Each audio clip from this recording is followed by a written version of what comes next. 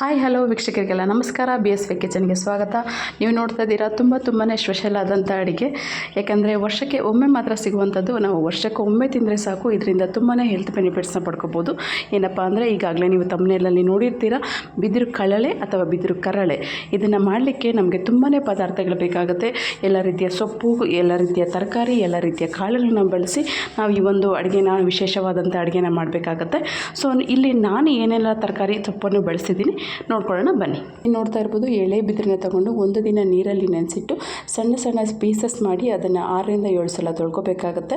7 ರಿಂದ 8 ರೀತಿಯ ಕಾಳುಗಳನ್ನ ನೆನೆಸಿಟ್ಕೊಂಡಿದ್ದೀವಿ. 7 ರಿಂದ 8 ರೀತಿಯ ತರಕಾರಿನ ಕಟ್ ಮಾಡಿಟ್ಕೊಂಡಿದ್ದೀವಿ. ನಂತರ ಈರುಳ್ಳಿ, ಬೆಳ್ಳುಳ್ಳಿ, ಟೊಮೊಟೊ, ಸೊಪ್ಪು ತೊಗೊಂಡಿದ್ದೀನಿ. 1 ಹೋಳು ತೆಂಗಿನ ತುರಿ ಬೇಕಾಗುತ್ತೆ. 1 ಗ್ಲಾಸು ಹಸಿ ಹಾಲು ಬೇಕಾಗುತ್ತೆ. ಈಗ ಯಾವ ರೀತಿ ಮಾಡೋದು ನೋಡೋಣ. ಈಗ ನಾನು ಮೊದಲಿಗೆ ಒಂದು ಕುಕ್ಕರ್ನ ತೊಗೊಂಡಿದ್ದೀನಿ. ಕುಕ್ಕರ್ನ ತೊಗೊಂಡು ನೆನೆಸಿ ಇಟ್ಕೊಂಡಿರುವಂಥ ಎಲ್ಲ ರೀತಿಯ ಬೇಳೆ ಮತ್ತು ಕಾಳುಗಳನ್ನು ನಾನು ಸೇರಿಸ್ಕೊಳ್ತಾ ಇದ್ದೀನಿ. ಇದಕ್ಕೆ ನಾವು ಬಿದಿರನ್ನ ಸೇರಿಸ್ಕೊಂಡು ಬೇಯಿಸ್ಕೋಬೇಕಾಗತ್ತೆ. ಬಿದಿರನ್ನ ನಾವು ಕಂಪಲ್ಸರಿ ಒಂದು ದಿನ ಆದರೂ ನೀರಲ್ಲಿ ನೆನೆಸಿಡಬೇಕಾಗತ್ತೆ. ನೀರಲ್ಲಿ ನೆನೆಸಿಟ್ಟು ಅದನ್ನು ಒಂದು 6 ರಿಂದ 7 ಸಲ ಚೆನ್ನಾಗಿ ತೊಳ್ಕೊಂಡು ನಾವು ಈ ಒಂದು ಅಡುಗೆನ ಮಾಡ್ಕೋಬೇಕಾಗತ್ತೆ. ಈ ಒಂದು ಬಿದಿರಿಂದ ಮಾಡಿರುವಂಥ ರೆಸಿಪಿನ ಪ್ರೆಗ್ನೆಂಟ್ ಲೇಡೀಸ್ ಬಿಟ್ಟು ಬೇರೆ ಎಲ್ಲರೂ ತಿನ್ಬೋದು. BP ಶುಗರ್ ಇರುವಂಥವರು, ಹಾರ್ಟ್ ಪೇಷಂಟ್ಸು, ಕಿಡ್ನಿ ಸ್ಟೋನ್ ಇರೋರು ಎಲ್ಲರೂ ಈ ಒಂದು ಅಡುಗೆನ ತಿನ್ನೋದಾದರೆ ತುಂಬಾ ಒಳ್ಳೆಯದು. ನಮ್ಮ ದೇಹದಲ್ಲಿರುವಂಥ ಎಲ್ಲ ಕಲ್ಮಶವನ್ನು ಇದು ಹೊರಗೆ ಆಗುತ್ತೆ. ನಾವು ನೋಡ್ತಾ ಇರ್ಬೋದು, ಇಲ್ಲಿ 6 ರಿಂದ 7 ಸಲ ತೊಳ್ಕೊಂಡಿರುವಂತಹ ಬಿದಿರನ್ನು ಸೇರಿಸ್ಕೊಳ್ತಾ ಇದ್ದೀವಿ. ಬಿದಿರನ್ನ ಸೇರಿಸ್ಕೊಂಡು ಒಂದು 2 ಸ್ಪೂನ್ ಉಪ್ಪನ್ನ ಸೇರಿಸ್ಕೊಂಡು ನಾನು ಇದನ್ನು ಒಂದು 3 ವಿಸಿಲ್ ತಗೊಳ್ತೀನಿ. ಈಗ 3 ವಿಸಿಲ್ ಆದಮೇಲೆ ನಾವು ತರಕಾರಿ ಮತ್ತು ಸೊಪ್ಪನ್ನ ಸೇರಿಸ್ಕೊಂಡು ಮತ್ತೆ ಬೇಯಿಸ್ಕೋಬೇಕಾಗತ್ತೆ. ಈ ಒಂದು ಬಿದಿರು ಕಳಲೆ ಸಾಂಬಾರು ನಮಗೆ ಮುದ್ದೆ ಜೊತೆಗೆ, ಅನ್ನದ ಜೊತೆಗೆ, ಚಪಾತಿ ಜೊತೆಗೆ ಚೆನ್ನಾಗಿರುತ್ತೆ. ಎಸ್ಪೆಷಲಿ ಅಕ್ಕಿ ರೊಟ್ಟಿ ಜೊತೆಗೆ ತುಂಬಾ ಚೆನ್ನಾಗಿರುತ್ತೆ. ನಾವಿಲ್ಲಿ ನೋಡ್ಬೋದು, ಕುಕ್ಕರು ಲಿಡ್ ಓಪನ್ ಮಾಡ್ಕೊಳ್ತಾ ಇದ್ದೀವಿ. 3 ವಿಸಿಲ್ ತೊಗೊಂಡಿದ್ದೀನಿ. ಕಾಳುಗಳೆಲ್ಲ ಬೆಂದಿದೆ. ಈಗ ಇದಕ್ಕೆ ತರಕಾರಿನ ಸೇರಿಸ್ಕೊಳ್ತಾ ಇದ್ದೀವಿ. ತರಕಾರಿಗಳನ್ನ ಎಲ್ಲ ಸೇರಿಸ್ಕೊಂಡು ಇದಕ್ಕೆ ನಾವು ಹಾಗಲಕಾಯಿ ಮತ್ತು ಬೆಂಡೆಕಾಯಿ ಬಿಟ್ಟು ಬೇರೆ ಎಲ್ಲ ರೀತಿಯ ತರಕಾರಿಗಳನ್ನ ನಾವು ಸೇರಿಸ್ಕೋಬೋದು. ನಿಮಗೆ ಯಾವ್ಯಾವ ತರಕಾರಿ ಸಿಗುತ್ತೋ ಎಲ್ಲದನ್ನು ಸೇರಿಸ್ಕೊಳ್ಳಿ. ಸೊಪ್ಪು ಕೂಡ ನಾವು ಎಲ್ಲ ರೀತಿಯ ಸೊಪ್ಪುಗಳನ್ನ ಬಳಸ್ಕೊಂಡ್ರೆ ಒಳ್ಳೆಯದು. ಆದರೆ ನನಗಿಲ್ಲಿ ಸೊಪ್ಪು ಸಿಗಲಿಲ್ಲ, ಸಿಕ್ಕಿದ್ದು ಒಂದೇ ಅರವೆ ಸೊಪ್ಪು. ಸೊ ನಾನು ಅರವೆ ಸೊಪ್ಪನ್ನ ಬಳಸ್ಕೊಳ್ತಾ ಇದ್ದೀನಿ. ಪಾಲಕ್ ಸೊಪ್ಪು ಬಿಟ್ಟು ಬೇರೆ ಎಲ್ಲ ರೀತಿಯ ಸೊಪ್ಪುಗಳನ್ನ ನೀವು ಬಳಸ್ಕೋಬೋದು. ನಾನಿಲ್ಲಿ ಕಾಯಿ ಇಟ್ಕೊಂಡಿದ್ದೀನೋ ಅದನ್ನು ನುಣ್ಣಿಗೆ ರುಬ್ಬಿಟ್ಕೊಂಡಿದ್ದೀನಿ, ಅದನ್ನು ಕೂಡ ಸೇರಿಸ್ಕೊಳ್ತಾ ಇದ್ದೀನಿ. ಇದ್ರ ಜೊತೆಗೆ ನಮಗೆ ಮಸಾಲೆ ಪದಾರ್ಥಗಳು, ಸಾಂಬಾರು ಪುಡಿ ಬೇಕಾಗುತ್ತೆ. ಸಾಂಬಾರು ಪುಡಿ ಒಂದು 4 ರಿಂದ 5 ಸ್ಪೂನು.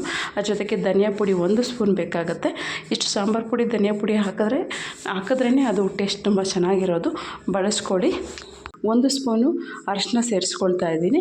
ಇದ್ರ ಜೊತೆಗೆ ನಾವು ಉಪ್ಪು ಮತ್ತು ನೀರು, ಉಪ್ಪು ಆಗಲೇ ಸ್ವಲ್ಪ ಹಾಕ್ಕೊಂಡಿದ್ದೀವಿ, ಇನ್ನೊಂದು ಸ್ವಲ್ಪ ಉಪ್ಪು ಬೇಕಾಗುತ್ತೆ. ಉಪ್ಪು ಮತ್ತು ನೀರು ಸೇರಿಸ್ಕೊಂಡು ಚೆನ್ನಾಗಿ ಒಂದು ಸಲ ಮಿಕ್ಸ್ ಮಾಡಿಕೊಂಡು ನಾನು ಇನ್ನೊಂದು 2 ವಿಸಿಲು ಇದನ್ನು ಬೇಯಿಸ್ಕೊಳ್ತೀನಿ. ಆವಾಗ ನಮಗೆ ಟೋಟಲಾಗಿ 5 ವಿಸಿಲ್ ಆಗುತ್ತೆ. ಸೊ ಬಿದಿರು ಏನಿರುತ್ತೆ, ಕಾಳುಗಳು ಎಲ್ಲನೂ ಚೆನ್ನಾಗಿ ಪರ್ಫೆಕ್ಟಾಗಿ ಬೆಂದಿರುತ್ತೆ. ಈ ರೆಸಿಪಿಗೆ ಬೇಕಾದಂಥ ಎಲ್ಲ ಪದಾರ್ಥಗಳನ್ನ ನಾನು ಡಿಸ್ಕ್ರಿಪ್ಷನ್ ಬಾಕ್ಸಲ್ಲಿ ಕೊಟ್ಟಿರ್ತೀನಿ. ಒಂದು ಸಲ ಕ್ಲಿಯರಾಗಿ ಚೆಕ್ ಮಾಡ್ಕೊಳ್ಳಿ. ಈ ಒಂದು ರೆಸಿಪಿಗೆ ನಾನು 2 ಪದಾರ್ಥಗಳನ್ನ ಮಿಸ್ ಮಾಡಿದ್ದೀನಿ, ಬೆಣ್ಣೆ ಮತ್ತು ತುಪ್ಪ. ಬೆಣ್ಣೆ ಮತ್ತು ತುಪ್ಪನ ನೀವು ಮಿಸ್ ಮಾಡಿದಿರ ಸೇರಿಸ್ಕೊಳ್ಳಿ, ತುಂಬಾ ಚೆನ್ನಾಗಿ ಬರುತ್ತೆ. ರಿಯಲಿ ವೀಕ್ಷಕರೇ, ಈ ಒಂದು ಅಡುಗೆ ಏನಿದೆ ಅಲ್ವಾ, ಕಳಲೆ ಸಾಂಬಾರು ತುಂಬಾ ಚೆನ್ನಾಗಿ ಬಂದಿತ್ತು. ಇದನ್ನು ತಿಂದಂಥ ಪ್ರತಿಯೊಬ್ಬರಿಗೂ ತುಂಬಾ ಇಷ್ಟ ಆಯಿತು. ನೀವು ಕೂಡ ಈ ವಿಡಿಯೋನ ನೋಡಿ, ನನ್ನ ಒಂದು ಸ್ಟೈಲಲ್ಲಿ ಈ ಸಾಂಬಾರನ್ನ ಮಾಡಿ ನೋಡಿ, ನಿಮಗೂ ಕೂಡ ಖಂಡಿತ ಇಷ್ಟ ಆಗುತ್ತೆ. ನನ್ನ ಚಾನಲ್ನ ನೀವೇನಾದರೂ ಸಬ್ಸ್ಕ್ರೈಬ್ ಮಾಡಿದ್ರೆ ದಯವಿಟ್ಟು ಸಬ್ಸ್ಕ್ರೈಬ್ ಮಾಡಿ, ಲೈಕ್ ಮಾಡಿ, ನಿಮ್ಮ ಫ್ರೆಂಡ್ಸ್ ಆ್ಯಂಡ್ ರಿಲೇಟಿವ್ಸ್ಗೆ ಶೇರ್ ಮಾಡಿ. ಮತ್ತು ಪಾತ್ರೆನ ನಾವು ಇಲ್ಲಿ ದೊಡ್ಡದು ಇಟ್ಕೋಬೇಕಾಗತ್ತೆ. ನಮ್ಮದು ಪಾತ್ರೆ ಸ್ವಲ್ಪ ಚಿಕ್ಕದಾಯಿತು. ಸೊ ಹಂಗಾಗಿ ನಾನು ಈಗ ಬೇರೆ ಪಾತ್ರೆ ಇಟ್ಕೊಂಡು ಅದಕ್ಕೆ ಎಣ್ಣೆ ಸೇರಿಸ್ಕೊಳ್ತಿದ್ದೀನಿ. ಎಣ್ಣೆ ಸೇರಿಸ್ಕೊಂಡು ಸಾಸಿವೆ, ಬೆಳ್ಳುಳ್ಳಿ ಮತ್ತು ಈರುಳ್ಳಿನ ಸೇರಿಸ್ಕೊಳ್ತಾ ಇದ್ದೀನಿ, ಒಗ್ಗರಣೆ ಕೊಟ್ಕೊಳ್ತಾ ಇದ್ದೀವಿ. ಮತ್ತು ನಾವು ಈ ರೆಸಿಪಿಗೆ ಹುಣಸೆಹಣ್ಣ ನಾವು ಬಳಸಬಾರ್ದು. ಟೊಮೊಟೊ ಕೂಡ ಆಪ್ಷನಲ್. ಟೊಮೊಟೊ ಬೇಕಿದ್ದರೆ ಒಂದು ಸೇರಿಸ್ಕೊಳ್ಳಿ, ಇಲ್ಲಾಂದರೆ ನಿಮಗೆ ಬೇಡ ಅಂದರೆ ಕಂಪ್ಲೀಟಾಗಿ ಅದನ್ನು ಸ್ಕಿಪ್ ಮಾಡ್ಕೋಬೋದು. ನಾನಿಲ್ಲಿ 1 ಟೊಮೊಟೊನ ಸೇರಿಸ್ಕೊಳ್ತಾ ಇದ್ದೀನಿ.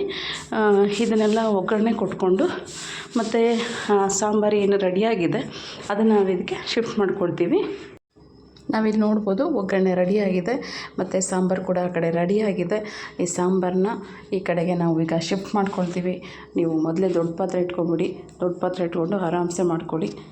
ನಾನೀಗ ಈ ಸಾಂಬಾರನ್ನ ಈ ಒಂದು ದೊಡ್ಡ ಪಾತ್ರೆಗೆ ಶಿಫ್ಟ್ ಮಾಡಿಕೊಂಡು ಇನ್ನೂ ಒಂದು 5 ರಿಂದ 10 ನಿಮಿಷ ಕುದಿಸ್ಕೊಳ್ತೀವಿ. 5 ರಿಂದ 10 ನಿಮಿಷ ಕುದಿಸ್ಕೊಂಡು ಆದಮೇಲೆ ನಾವು ಇದಕ್ಕೆ ಹಾಲನ್ನ ಸೇರಿಸ್ಕೋಬೇಕಾಗತ್ತೆ. ಹಸಿ ಹಾಲು ಇಟ್ಕೊಂಡಿರ್ತೀವಲ್ವ, ಹಾಲನ್ನ ಸೇರಿಸ್ಕೋಬೇಕಾಗತ್ತೆ. ಆ ಹಾಲನ್ನ ಸೇರಿಸ್ಕೊಂಡು ನೀವು ಲಾಸ್ಟಲ್ಲಿ ಬೆಣ್ಣೆ ಮತ್ತು ತುಪ್ಪ ಇದನ್ನು ನೀವು ಯಥೇಚ್ಛವಾಗಿ ಬಳಸ್ಕೋಬೋದು. ಬೆಣ್ಣೆ ಮತ್ತು ತುಪ್ಪ ಸೇರಿಸ್ಕೊಂಡ್ರೆ ಇನ್ನೂ ಟೇಸ್ಟ್ ಅಲ್ಟಿಮೇಟ್ ಆಗಿರುತ್ತೆ ಅಂತಲೇ ಹೇಳ್ಬೋದು. ಸೊ ನೀವು ನೋಡ್ತಾ ಇರ್ಬೋದು ವೀಕ್ಷಕರೇ, ತುಂಬಾ ಚೆನ್ನಾಗಿರುವಂತಹ ಸಾಂಬಾರು ಸಿದ್ಧವಾಗಿತ್ತು. ನಾವೆಲ್ಲ ತಿಂದ್ವಿ, ತುಂಬಾ ಚೆನ್ನಾಗಿತ್ತು. ನೀವು ಕೂಡ ನಿಮಗೆ ಇಷ್ಟ ಆದರೆ ಈ ಒಂದು ರೆಸಿಪಿನ ಟ್ರೈ ಮಾಡಿ. ಯಾವ ರೀತಿ ಬಂದಿದೆ ಅಂತ ಕಮೆಂಟ್ ಬಾಕ್ಸಲ್ಲಿ ಕಮೆಂಟ್ ಮಾಡಿ ತಿಳಿಸಿ. ಇಷ್ಟೊತ್ತು ಪೇಷನ್ಸಿಂದ ಈ ಒಂದು ವಿಡಿಯೋನ ನೋಡಿದ್ದಕ್ಕಾಗಿ ನಿಮಗೆ ತುಂಬ ಧನ್ಯವಾದಗಳು. Thanks for watching. ಕೊತ್ತಂಬರಿ ಸೊಪ್ಪನ್ನು ಸೇರಿಸ್ಕೊಂಡು ಇದನ್ನು ಇನ್ನೊಂದು 5 ರಿಂದ 10 ನಿಮಿಷ ಕುದಿಸ್ಕೊಳ್ಳೋಣ.